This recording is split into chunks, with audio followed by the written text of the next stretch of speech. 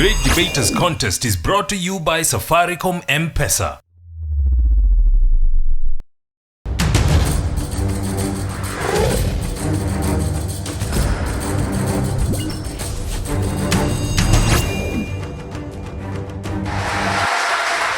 Hello and welcome to another great episode of the Great Debaters Contest. I am your host, Austin Nyambok. And I am Mariam Bishar, and we have a very entertaining debate for you today. The 2012 Constitution of Kenya allows for dual citizenship, so we're debating on whether dual citizenship should be encouraged. Of course, Mbaikini and Matuu schools will be handling this very interesting motion.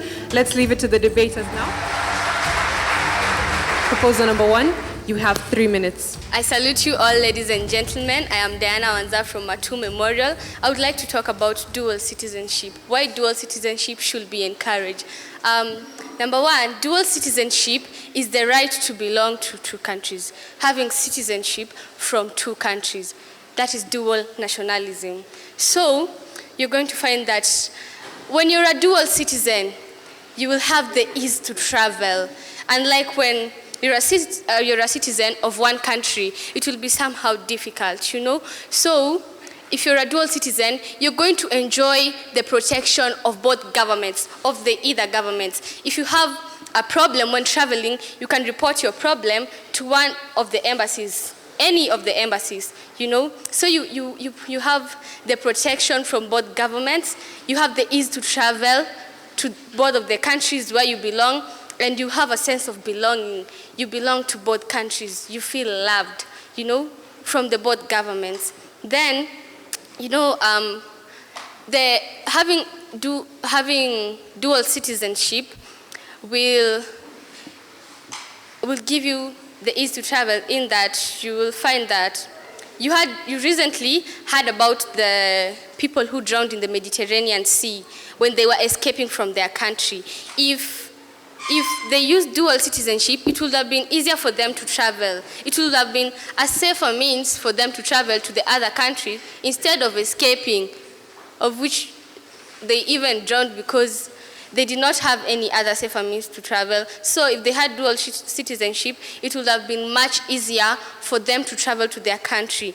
Cultural integration. You'll find that if you're a citizen of 2 countries, you're going to get exposed to different things. You're going to get exposed to different culture, and you're going to learn new things, you're going to interact, and you're going to get adapted to the culture of the other country.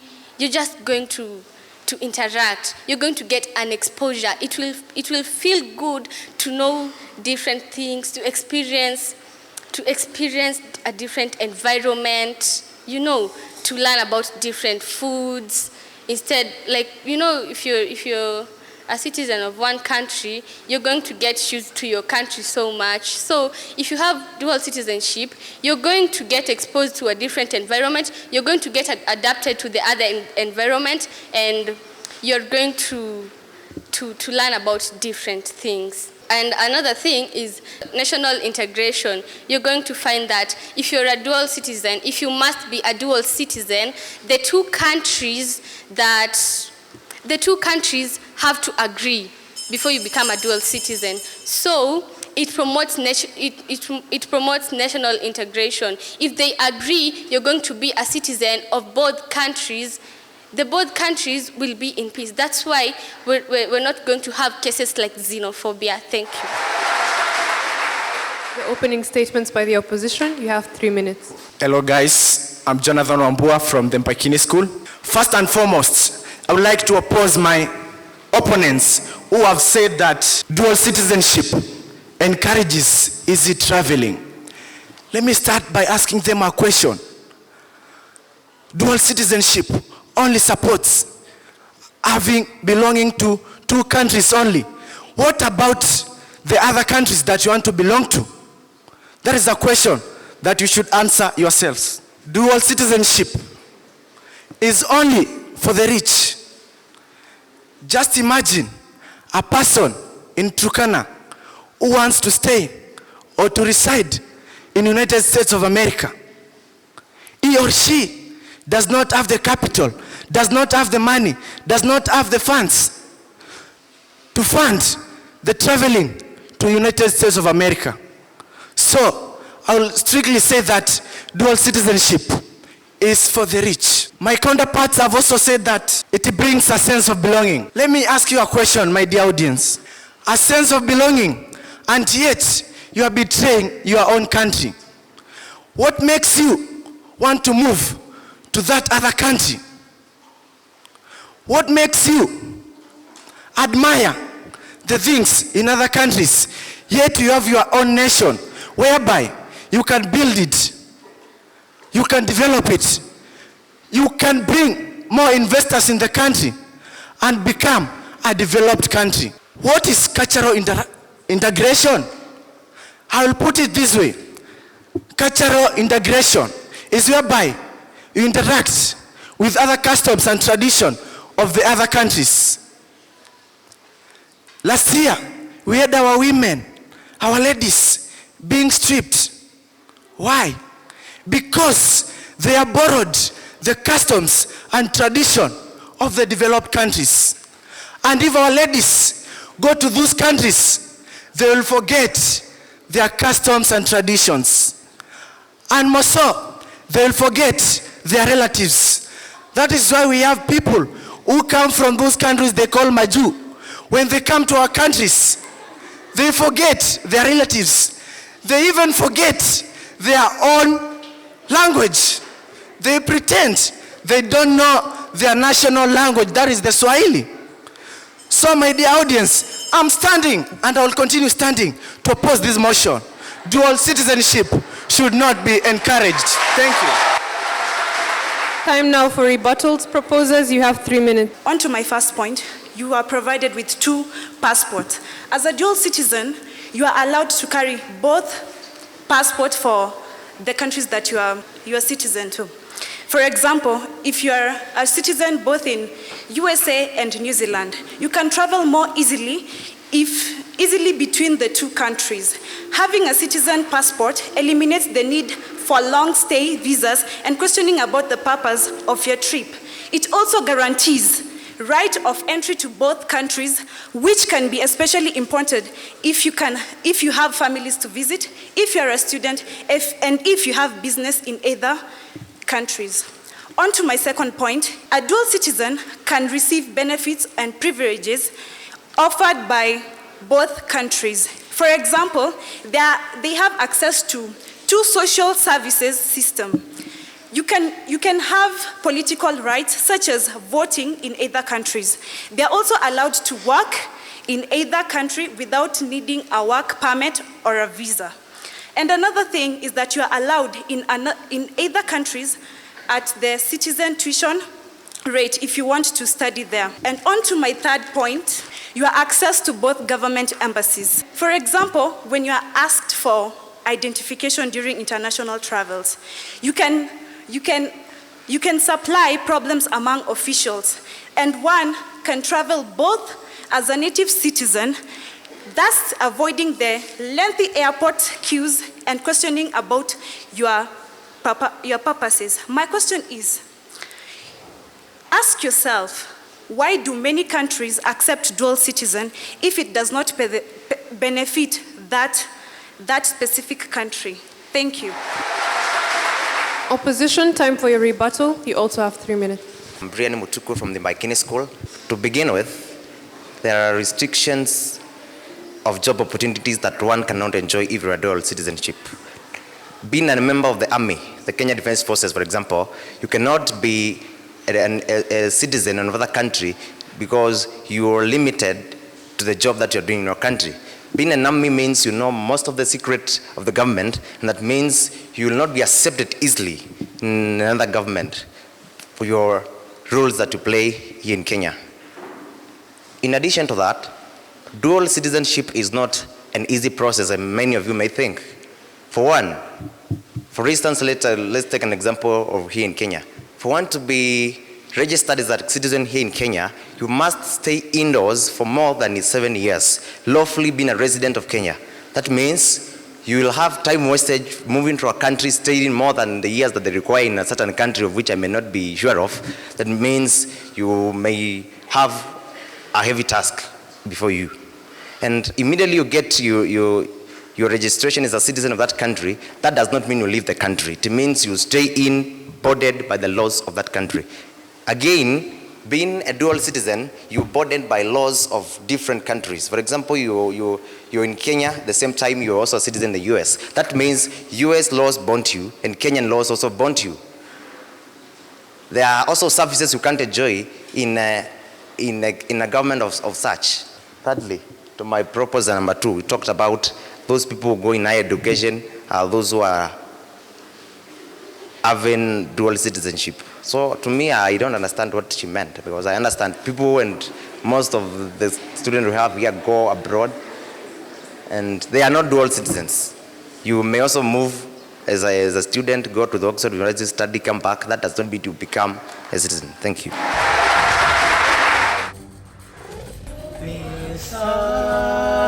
Zasumbua roho yangu, pesa zasumbua roho yangu, nami nifanyeje? Kijana mwenzio, nashindwa na mali sina we, ningekutumia M-Pesa. Nashindwa na mali sina we, ningekutumia M-Pesa. Take part in the M Challenge by sending your short song, rap or poem about Safaricom M-Pesa on WhatsApp, and you could win 1,000 shillings in Safaricom airtime.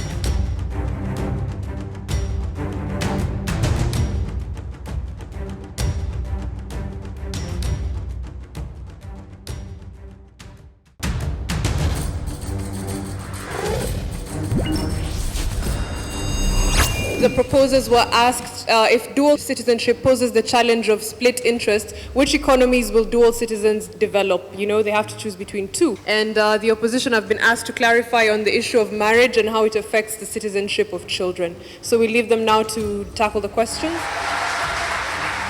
The third proposer, 3 minutes. Greetings to you all. I am Mbeke from Matuu Memorial. I'd first like to answer the question asked about the people, about what kind of an economy one is meant to develop when you become a dual citizenship. When you've decided that you're going to be a dual citizen, then it comes with responsibilities and conditions.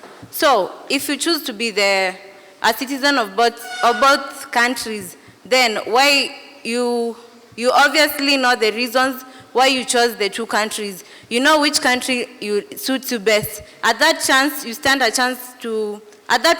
a chance to have two options. So the two countries you've chosen, then if you basically went to a country seeking for citizen in the name of economy or business-wise, then you don't want to make the choice. And you have two choices to make the better. I'd like to question an opposer who talked about being rich and acquiring citizen on the grounds of being rich. I totally oppose that point, because a child born from another country, refugees do give birth in foreign countries. That child is a citizen of that country.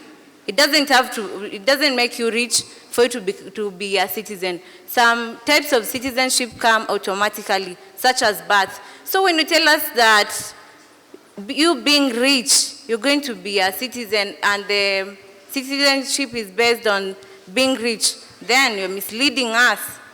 And I'd back up on the point on sense of belonging, because if you're loved, everybody, we as human beings like being loved.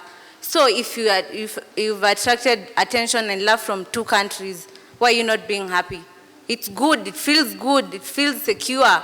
So as for me, I feel it's good being a citizen of two countries. A point is on property ownership. A country like USA has strict rules on property ownership. So, like land, you cannot acquire land in the US without you being a citizen of that country. So if you become a dual citizenship, you stand in a better position for you to own property in that country. Some property like land appreciates with time. So when you own land in the US and you're a Kenyan, you have better chances and you'll economically grow.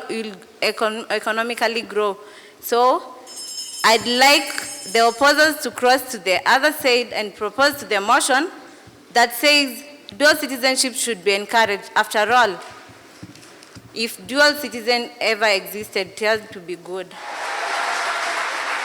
Opposition, respond. You also have 3 minutes. Hi guys, I'm Gibson Dongu from the Mbaikini school. I'd like first of all to start by answering the question that was posted. If a child is birthed, maybe for example in Kenya, and the parents belong to the USA, that child becomes a Kenyan citizen by birth. And that child can also be registered in USA through registration. Thank you. And also I'd like to talk on patriotism. When you have dual citizenship, that means that you belong to two countries by citizenship. That means you will not have that patriotism, that love of your country.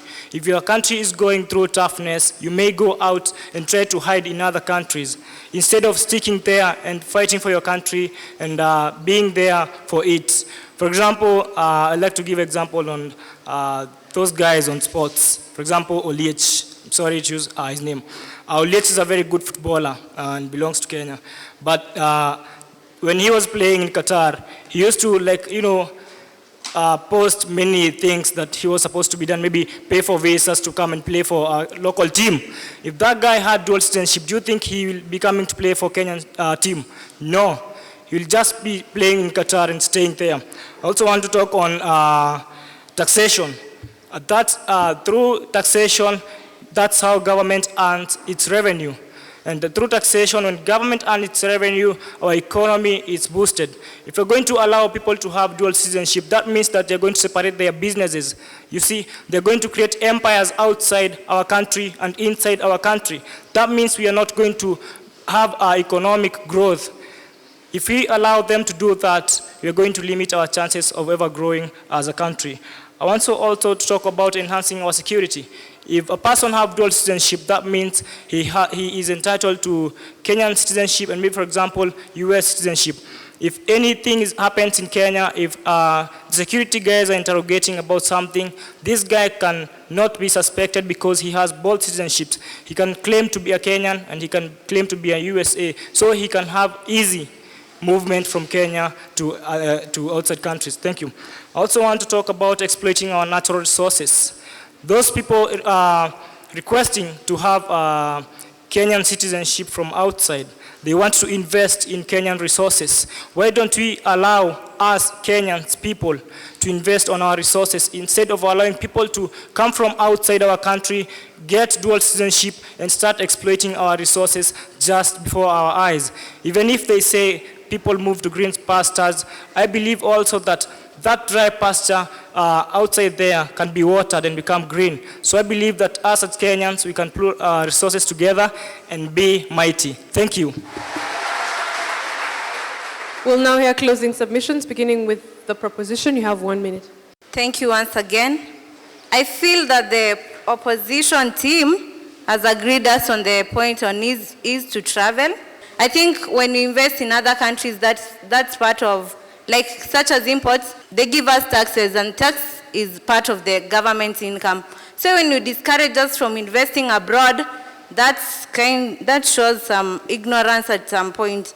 So I think some of us are going to die because of liking cheap things. Everything comes with an expense, and cheap is expensive. Opposition, you have 1 minute. I like the way our opponents are speaking, because one of them has just said, I think the opposition should cross to the opposers. So which means she's not sure of what she is saying. I would like to dearly ask you, my dear audience, how many would like to betray their country? How many would like to sell their patriotism to other countries? Kenyans, we need to open our eyes. Unless we correct the close errors, we can never move to the wiser. And the motto of Machakos Boy states, wisdom ahead. Where are we going to get the wisdom if ourselves we cannot think about being patriotic to our country? Thank you.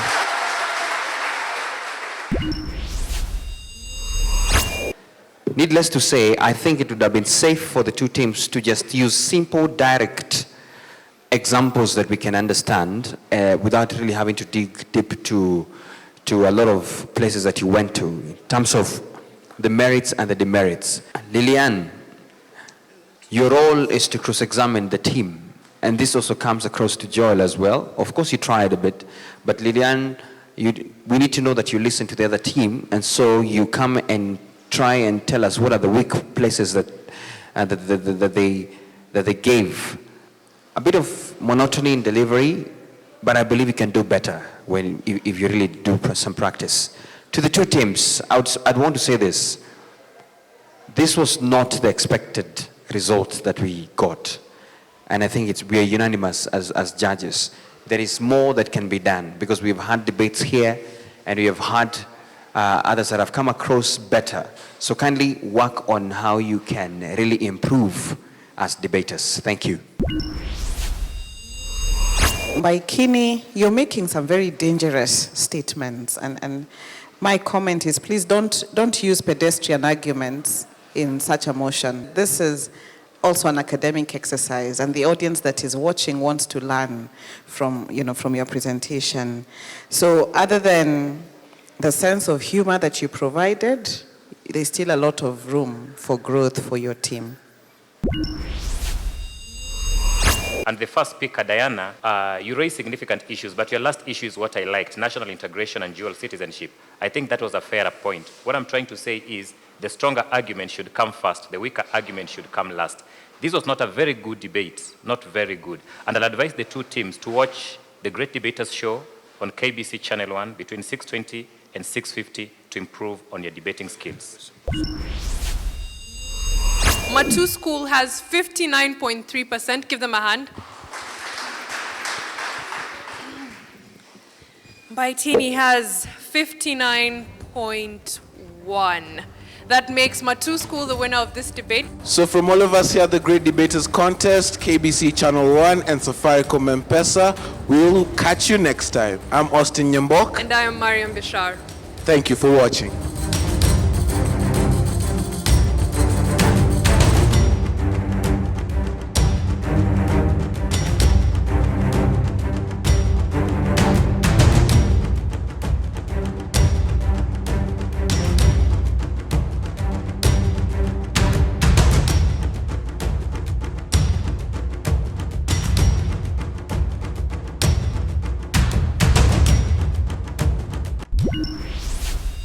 The Great Debaters Contest was brought to you by Safaricom M-Pesa.